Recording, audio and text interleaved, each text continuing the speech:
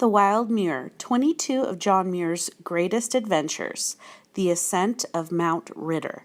It is not clear just how many first ascents Muir made in the Sierra Nevada, but Mount Ritter, climbed in the fall of 1872, was certainly among the most challenging. The artist Muir described as an impulsive young Scotchman cavorting like a madman was William Keith, soon to be a well-known painter of California landscapes. Despite Muir's humorous comments on Keith's curious troubles as a novice mountaineer, they were to develop a close and lifelong friendship. Early one bright morning in the middle of Indian summer, while the glacier meadows were still crisp with frost crystals, I set out from the foot of Mount Lyell on my way down to Yosemite Valley.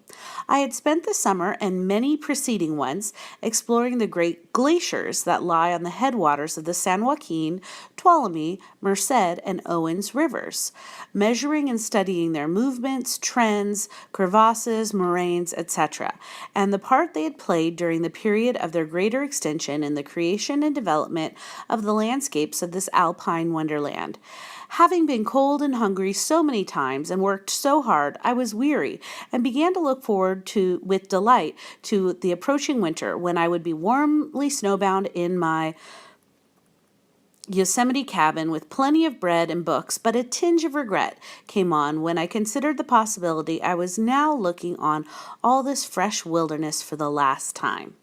Pursuing my lonely way down the valley, I turned again and again to gaze on the glorious picture, throwing my arms up to enclose it as in a frame. After long ages of growth in the darkness beneath the glaciers, through sunshine and storms, it seemed now to be ready and waiting for the elected artist, like yellow wheat for the reaper, and I could not help wishing that I were an artist. I had to be content, however, to take it into my soul. At length, after rounding a precipitous headland that puts out from the west wall of the valley every peak over the divide between the waters of the Merced and Tuolumne, and down through the lower forests that clothe the slopes of Cloud's Rests, arriving in Yosemite in due time, which with me is any time. And strange to say, among the first human beings I met here were two artists who were awaiting my return.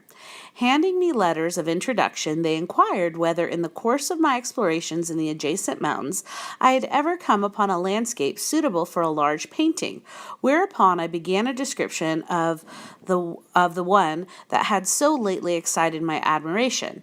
Then, as I went on further and further into details, their faces began to glow, and I offered to guide them to it, while they declared they would gladly follow, far or near, whithersoever I could spare the time to lead them, since storms might come breaking down through the fine weather at any time, burying the meadow colors in snow and cutting off their retreat. I advised getting ready at once. Our course lay out of the valley by the Vernal and Nevada Falls, thence over the main dividing ridge to the big Tuolumne Meadows by the old Mono Trail, and thence along the river bank to its head. At length, towards the end of the second day, the Sierra Crown began to come into view, and when we had fairly rounded the projecting headland mentioned above, the whole picture stood revealed in the full flush of the alpenglow. Now their enthusiasm was excited beyond bounds, and the more impulsive of the two dashed ahead, shouting and gesticulating and tossing his arms in the air like a madman. Here, at last, was a typical alpine landscape. After feasting a while, I proceeded to make camp in a sheltered grove a little way back from the meadow, where pine boughs could be obtained for beds, while the artist ran here and there along the river bends and up the side of the canyon, choosing foregrounds for sketches. After dark, when our tea was made and a rousing fire kindled, we began to make our plans. They decided to remain here several days, at least, while I concluded to make an excursion in the meantime to the untouched summit of Ritter. It was now about the middle of October, the springtime of snowflowers. The first winter clouds had bloomed, and the peaks were strewn from fresh crystals without, however, affecting the climbing to any dangerous extent. And, as the weather was still profoundly calm, and the distance to the foot of the mountain only a little more than a day, I felt that I was running no great risk of being storm-bound. Ritter is the king of our Alps and had never been climbed.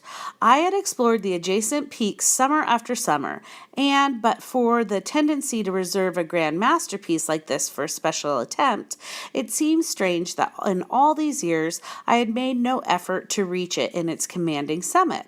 Its height above sea level is about 13,300 feet and is fenced round by steeply inclined glaciers and canyons of tremendous depth and ruggedness, rendering it comparatively inaccessible. But difficulties of this kind only exhilarate the mountaineer. Next morning, the artists went heartily to their work, and I to mine. My general plan was simply this: to scale the canyon wall, cross over to the eastern flank of the range, and then make my way southward to the northern spurs of Mount Ritter, in compliance with the intervening topography, for to push on directly southward from camp through the innumerable peaks and pinnacles that adorn this portion of the axis of the range is simply impossible. Before I had gone a mile from camp, I had come to the foot of a white cascade that beats its way down a rugged gorge in the canyon wall, from a height of about 900 feet, that pours its throbbing waters into the Tuolumne.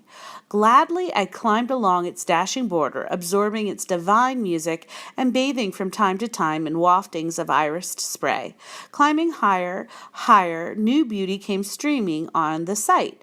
Painted meadows, late blooming gardens, peaks of rare architecture, lakes here and there shining like silver, and glimpses of the forested lowlands seen far in the west. Over the summit I saw the so-called Mono Desert, lying dreamily silent in the thick purple light, a desert of heavy sun glare beheld from a desert of ice-burnished granite. Here the mountain waters divide, flowing east to vanish in the volcanic sands and the dry sky of the Great Basin, west to flow through the Golden Gate to the sea. Passing a little way over the summit until I had reached an elevation of about 10,000 feet, I pushed on southward toward a group of savage peaks that stand guard around Ritter on the north and west, groping my way and dealing instinctively with every obstacle as it presented itself. Here a huge gorge would be found cutting across my path, along the dizzy edge of which I scrambled until some less precipitous point was discovered where I might safely venture to the bottom and, selecting some feasible portion of the opposite wall, reascend with the same slow caution. Massive flat-top spurs alternate with the gorges, plunging abruptly from the shoulders of the snowy peaks and planting their feet in the warm desert. These were everywhere marked and adorned with characteristic sculptures of the ancient glaciers that swept over this entire region like one vast ice wind, and the polished surfaces produced by the ponderous flood are still so perfectly preserved that in many places the sunlight reflected on them is about as trying to the eyes as sheets of snow. Now came the solemn, silent evening. Long blue, spiky-edged shadows crept out across snowfields, while a rosy glow, at first scarce discernible, gradually deepened and suffused every mountain top, flushing the glaciers and the harsh crags above them. This was the alpenglow, to me the most impressive of all the terrestrial manifestations of God. At the touch of this divine light, the mountains seemed to kindle to a rapt, religious consciousness, and stood hushed like devout worshippers, waiting to be blessed. Just before the alpenglow began to fade, two crimson clouds came streaming across the summit like wings of a flame, rendering the sublime scene yet more intensely impressive. Then came darkness and the stars. Ritter was still miles away, but I could proceed no further that night. I found a good campground on the rim of a glacier basin about 11,000 feet above the sea. A small lake nestles in the bottom of it, from which I got water for my tea, and a storm-beaten thicket nearby furnished abundance of rousing firewood. Somber peaks, hacked and shattered, circled halfway around around the horizon, wearing a most savage aspect in the gloaming, and a waterfall chanted solemnly across the lake on its way down from the foot of a glacier. I made my bed in a nook of a pine thicket, where the branches were still pressed and crinkled overhead like a roof, and bent down around the sides.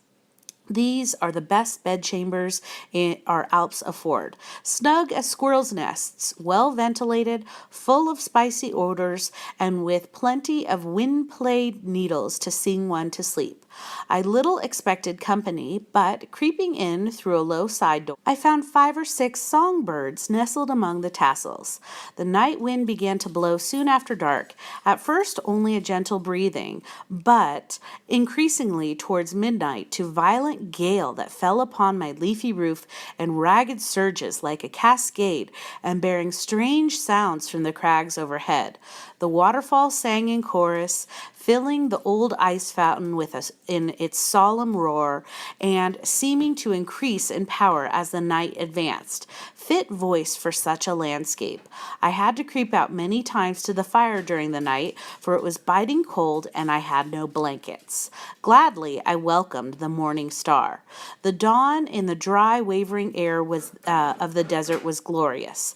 Everything encouraged my undertaking and betokened success. No cloud in the sky, no storm tone in the wind. Breakfast of bread and tea was soon made. I fastened a hard, durable crust to my belt by way of provision, in case I should be compelled to pass the night on the mountain top.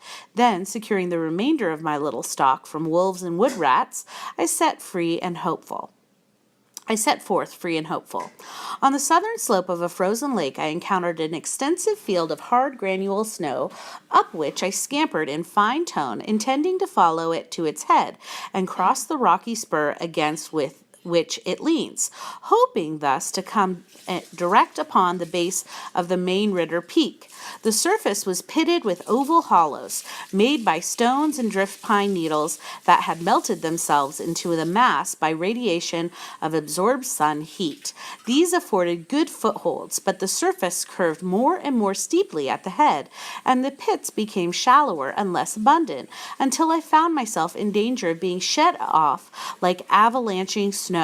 I persisted, however, creeping on all fours and shuffling up the smoothest places on my back, as I had often done on burnished granite, until after slipping several times, I was compelled to retrace my course to the bottom and make my way around the west end of the lake, and thence up to the summit of the divide between the headquarters of Rush Creek and the northernmost tributaries of the San Joaquin. Arriving on the summit of this dividing crest, one of the most exciting pieces of pure wilderness was disclosed that the eye of man had ever beheld.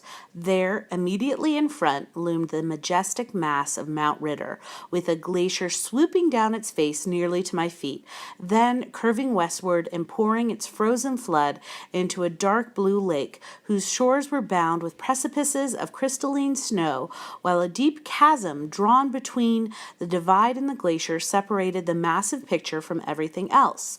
Only the one sublime mountain in sight, the one glacier and one lake, the whole veiled with one blue shadow, rock, ice, and water, without a single leaf. Descending the divide in a hesitating mood, I picked my way across the yawning chasm at the foot and climbed out upon the glacier. I could not distinctly hope to reach the summit from this side, yet I moved on across the glacier as if driven by fate, contending with myself. The season is too far spent, I said, and even should I be successful, I might be storm-bound on the mountain and in the cloud darkness with the cliffs and crevasses covered with snow. How could I escape? No, I must wait until next summer.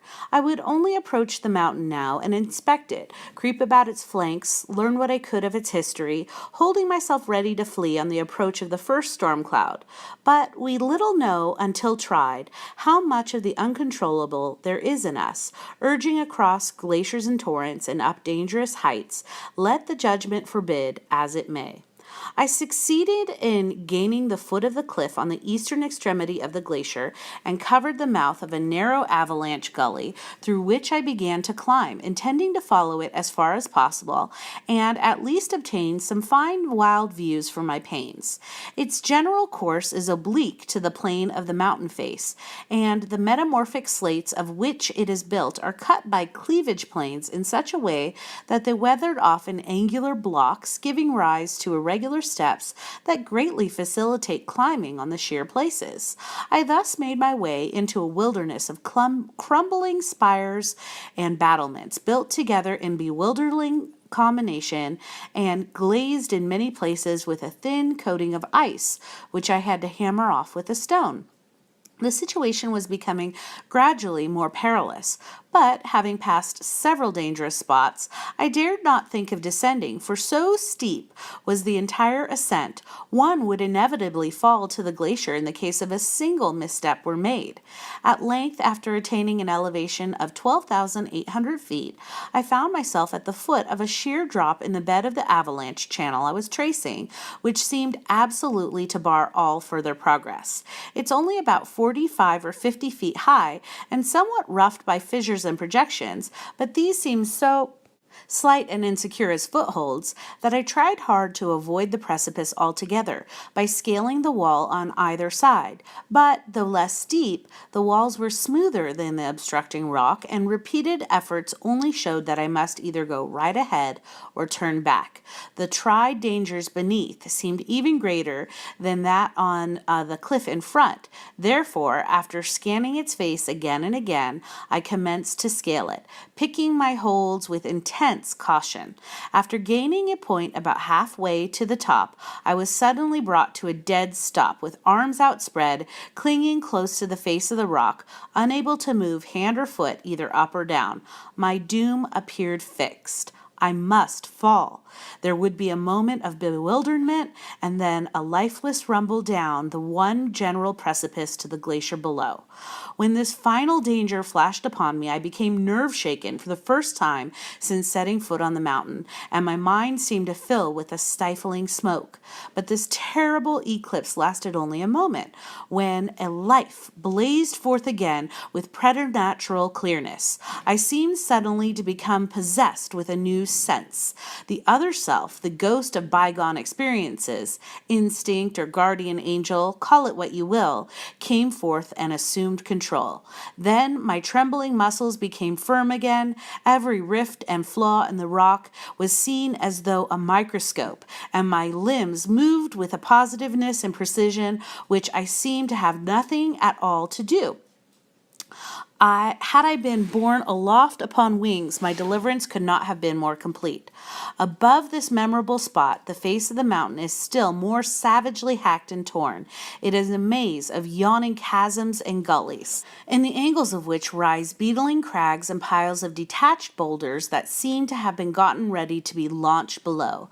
But the strange influx of strength I had received seemed inexhaustible. I found a way without effort and soon stood upon the topmost crag in the blessed light.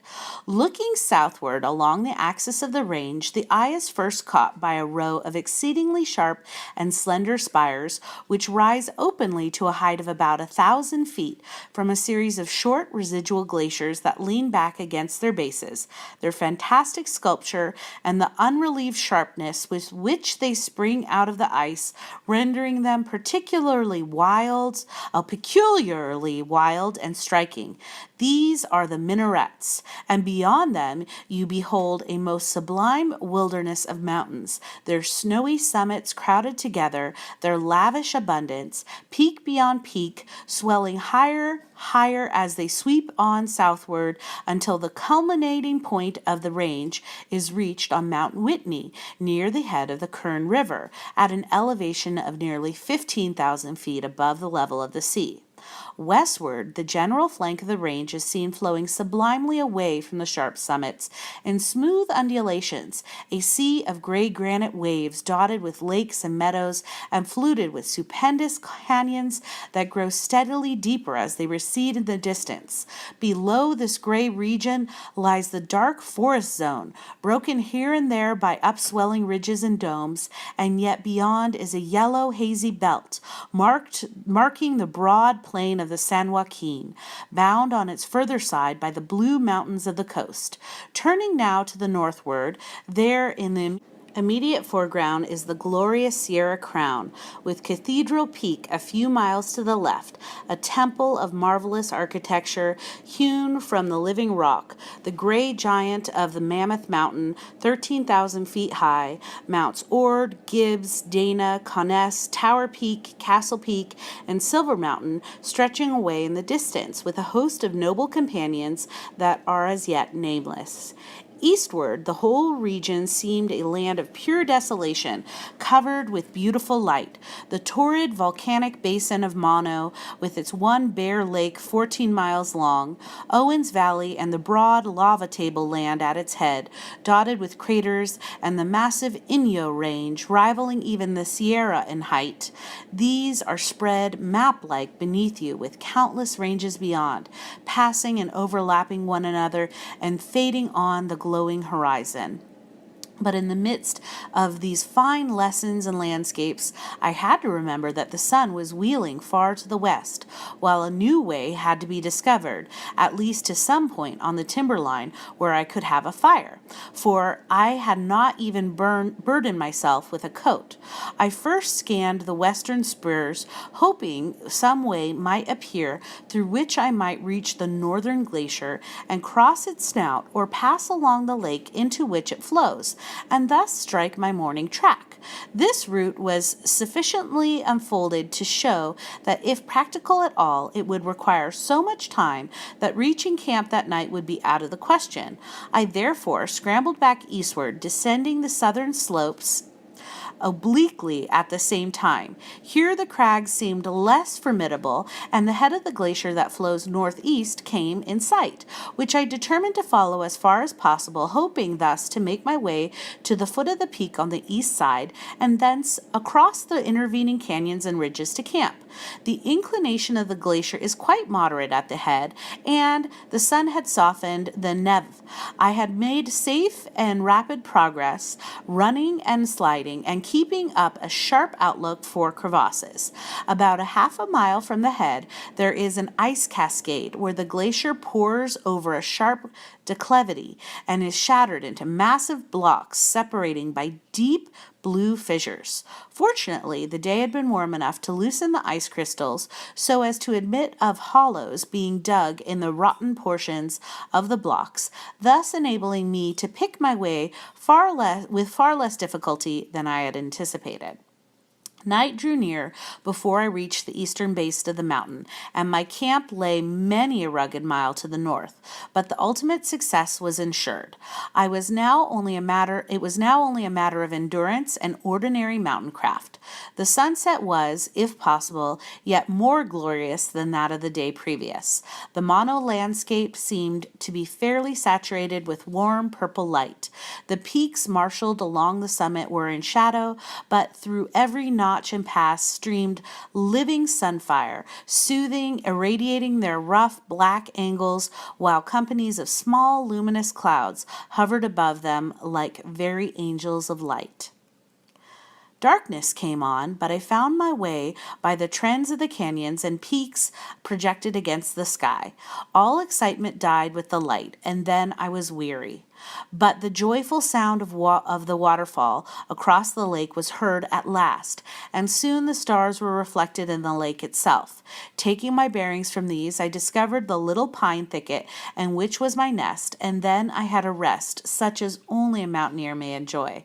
Afterward, I made a sunrise fire, went down to the lake, dashed water on my head, and dipped a cupful for tea.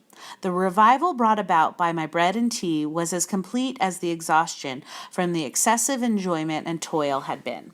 Then I crept beneath the pine tassels to bed. The wind was frosty and the fire burned low, but my sleep was none the less sound, and the evening constellations had swept far to the west before I awoke. After warming and resting in the sunshine, I sauntered home, that is, back to the Tuolumne camp, bearing away toward a cluster of peaks that hold the fountain of snows of one of the north tributaries of the Rush Creek. Here I discovered a group of beautiful glacier lakes, nestled together in a grand amphitheater. Toward evening, I crossed the divide separating the Mono waters from those of the Tuolumne, and entered the glacier basin that now holds the fountains of snow of the stream that forms the upper Tuolumne Cascades. This stream I traced down through its many dells and gorges, meadows and bogs, reaching the brink of the main Tuolumne at dusk. A loud whoop for the artists was answered again and again. Their campfire came in sight, and a half an hour afterward I was with them. They seemed unreasonably glad to see me. I had been absent only 3 days. Nevertheless, they had already been weighing their chances as to whether I would ever return, and trying to decide whether they should wait longer or begin to seek their way back to the lowlands. Now their curious troubles were over. They packed their precious sketches, and next morning we set out homeward bound, and in 2 days entered the Yosemite Valley from the north by way of Indian Canyon, and our fine double excursion was done.